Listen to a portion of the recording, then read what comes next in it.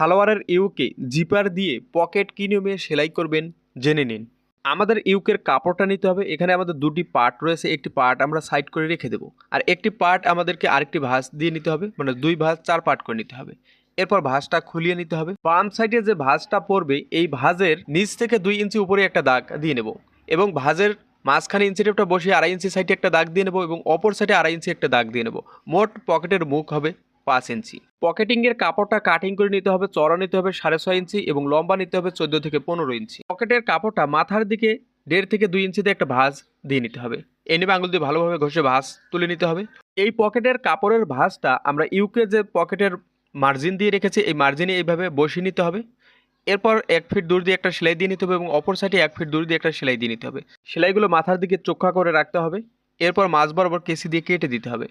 সুন্দর করে 2 সাইড ভালোভাবে কেটে নেওয়ার পর যেন সুতা কেটে না যায়। এরপর পকেটটা উল্টিয়ে নিতে হবে।